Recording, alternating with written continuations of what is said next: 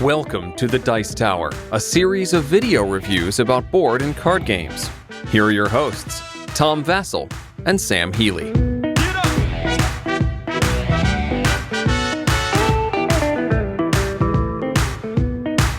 Hey folks, I'm Tom Vassell. And I'm Sam Healy. Welcome back, folks. Today we're taking a look at Arkham Horror, third edition. Third edition. Now this is not going to be like one of our normal reviews. There's not going to be any explanation on how to play the game because Z Garcia has already done that. He played the game without us. Yes. And then taught it to us later on. Yes. But he did a review of the whole thing. But his review is coming at it a little differently than us because we both extensively played and liked, well, I liked Arkham Horror 2nd edition. I didn't dislike it. Sam died a lot in it. I didn't know you could die in the game as much as you did. If it can happen, I'll find out how. I actually stopped playing Arkham Horror when Elderchar came out because I liked Elderchar that much more. Yeah. And Arkham Horror had gotten so bloated with expansions, and I was like, well, Elderchar doesn't have all those expansions. Yet. And they made as many, if not more, expansions for Elderchar, although you can add or subtract them. But Elderchar was this gallivant all over the world, see the pyramids with Cthulhu, go to the Arctic with Cthulhu, and go on a date with Cthulhu. You're going around the world. Arkham Horror brings us back. However, this is a radical change, I thought, from the original Arkham Horror. From what I've only played Arkham Horror the card game once, but from what I can tell, this takes a lot from that, and it definitely takes some from Elderchar and some from the original Arkham Horror. But when you played, did you feel like it was there was some similarities to the original game, but It was. I don't know. It felt largely different from me. Arkham Horror, the original game, had a very sandboxy type of feel to it, much like Elderchar does. This one felt a little too scripted for my tastes. It felt like you were on this storyline and you were going to follow that storyline no matter what you did, or you were going to fail following that storyline no matter what you did. So I liked the sandboxy nature of both Arkham, the original Arkham, and Elderchar a lot better than this. Not that I disliked this, it's just that I would rather have a little bit more freedom. yeah, well, let's jump into that because I was going to talk about that too. I like the story is pretty strong in the new Arkham Horror, and it's more cohesive in Arkham Horror 2nd edition, and neither one of us has played the 1st edition because that was back for games we were live. That's not true, but it was a long time ago. But the second one was kind of just walk around and things would happen to you. And then eventually Cthulhu would show up or whatever. I would go try to fight him. That was in that one expansion. And you could actually fight him by yourself. Like it should very rarely happen, and happened to Sam twice. Bad shuffling on my part, I'm sure.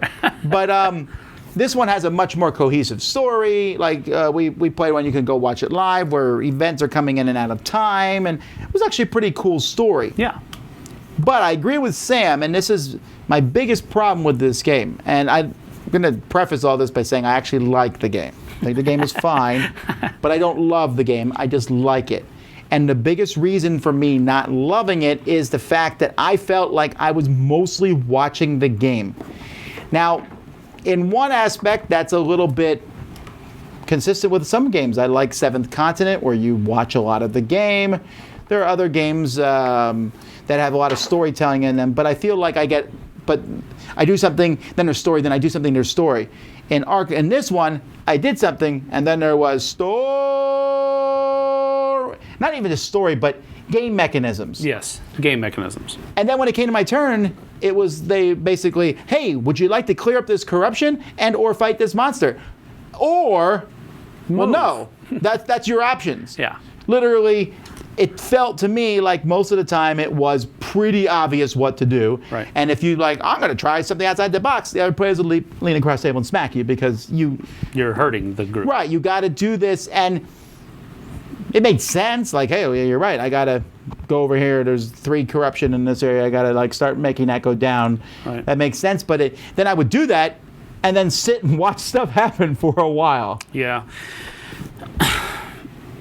I don't know. there are other games that I've really enjoyed. For example, like Legacy of Dragonholt.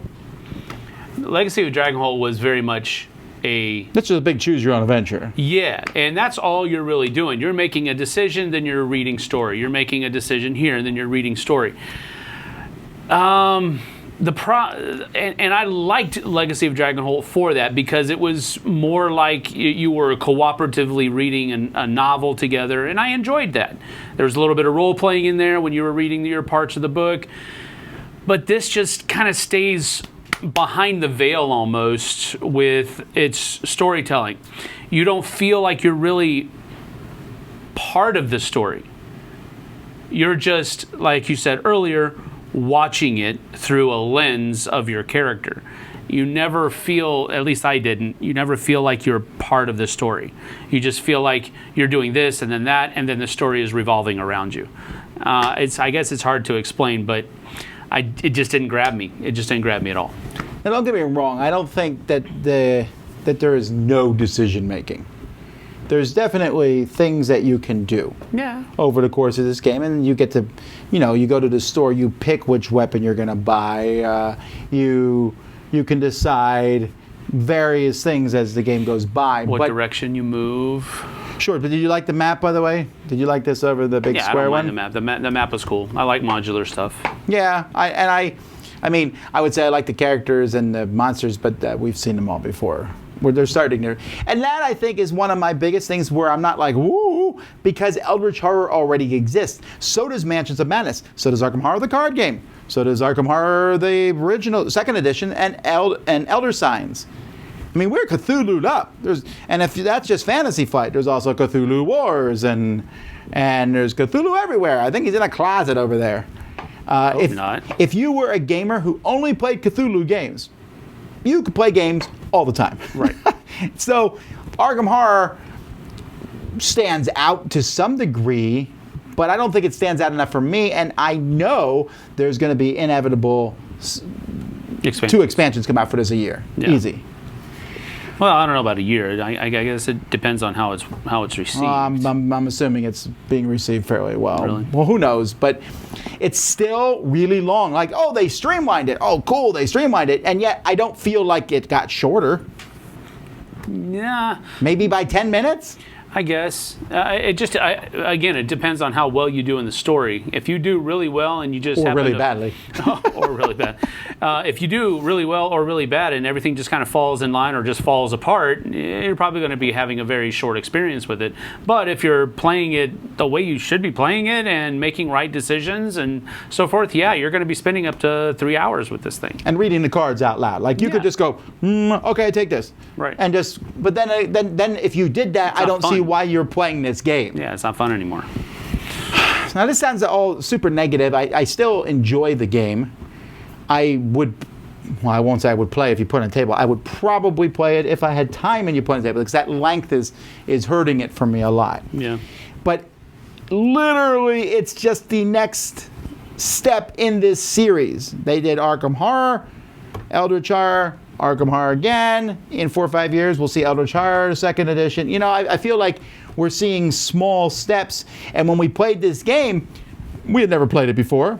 But half the rules we instinctively knew somehow what they were because we've seen them all before. Yeah. And I will say the level of abstraction here, as far as the theme is concerned, is pretty high. Because, I mean, I was never, the bad dudes are just cards that are sitting on the table.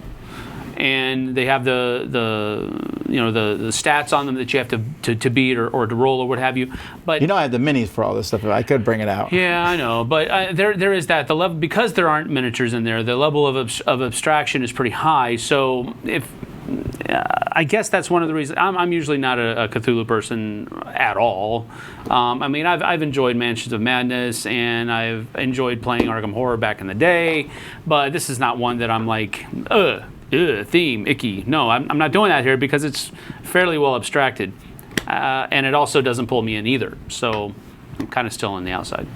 I did like that Times No, story. That was neat. Yeah. The storyline was cool. And then, Azathoth showed up and we died. But everything died. Sure, but we could have played a different one. By the way, again, from a game playing perspective, I felt like I would take my 2 actions every 15 minutes or so. That's really not a ton of doing stuff close to playing the game. You take your 2 actions, and you can't take the same action twice. That was aggravating. Doesn't make sense and aggravating. Punch you, monster. I missed. Now you win. Punch you again. Or even I don't know, but the movement but I mean, it's like, I want to do this action. Well, I need to move there. That's one of your 2 actions. Great. Now I'm going to do whatever, and it's interesting. There's lots of randomness. You're gonna probably never see the same game twice. We could play that exact same scenario over again. Yeah. But for me, this one gets. This is a hard one. I mean, I'm gonna give it a sideways tentacle, or maybe a little up. Again, I didn't dislike it, but I don't have any need for this game at this point in time. You say, Tom, you get lots of games. No. I got Elder Char, and I went and bought every single expansion for that. Fantasy Flight didn't send them to me. I went and got them because I liked Elder Char, and I have it, and I'll keep it.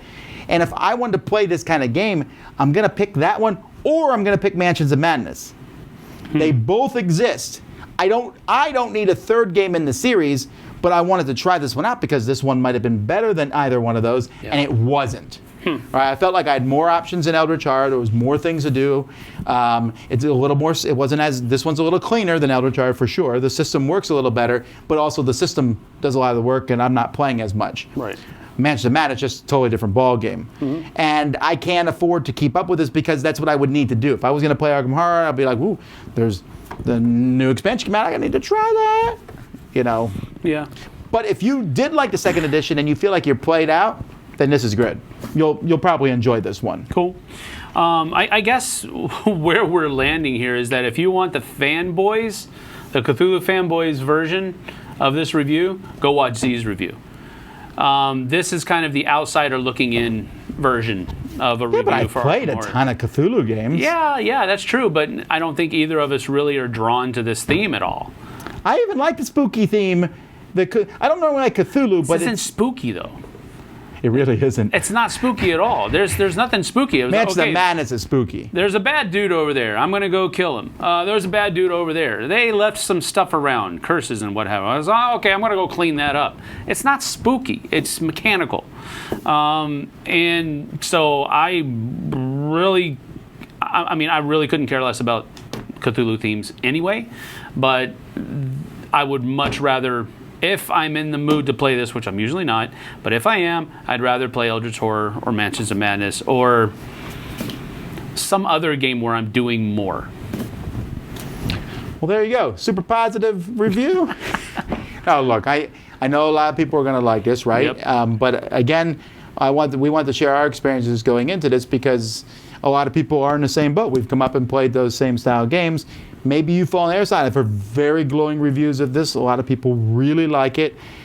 Unless it's for review purposes, I don't see myself playing this again. That's not a super positive thing, right? Most games, I'm like, oh yeah, I'll play it again. This one, I'm like, 3 hours? But can't we play Eldritch or can't we play that's going to be my thought if I'm going to do that. So, I don't know. Yep. Well, there you have it. Sorry. Until next time, I'm Tom Vassell. Sam Healy. See you on the flip side. Thanks for watching our review today.